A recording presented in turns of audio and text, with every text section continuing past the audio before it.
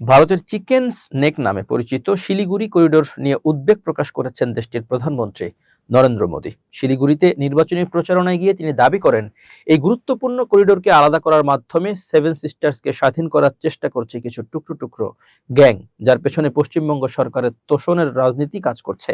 শিলিগুড়ির কাউয়াখালীতে এক জনসভায় মোদী বলেন, শিলিগুড়ি করিডোর ভারতের জাতীয় নিরাপত্তার জন্য অত্যন্ত গুরুত্বপূর্ণ।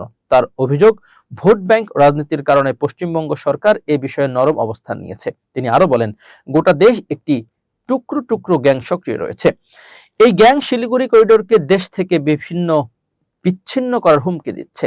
তোষণের রাজনীতির কারণেই তৃণমূল সরকার এসব গোষ্ঠীকে নানা পর্যায়ে সমর্থন দিচ্ছে।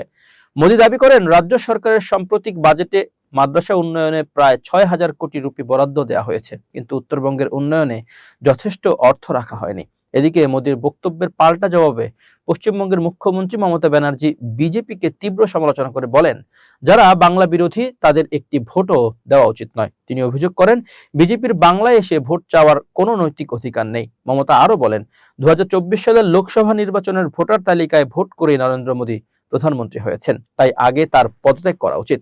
একই সঙ্গে তিনি কেন্দ্রীয় স্বরাষ্ট্রমন্ত্রীকেও পদত্যাগের আহ্বান জানান। আগামী ২৩ এপ্রিল থেকে ২৯ এপ্রিল পর্যন্ত পশ্চিমবঙ্গের বিধানসভা নির্বাচন অনুষ্ঠিত হবে, আর ৪ মে ঘোষণা করা হবে নির্বাচনের ফলাফল।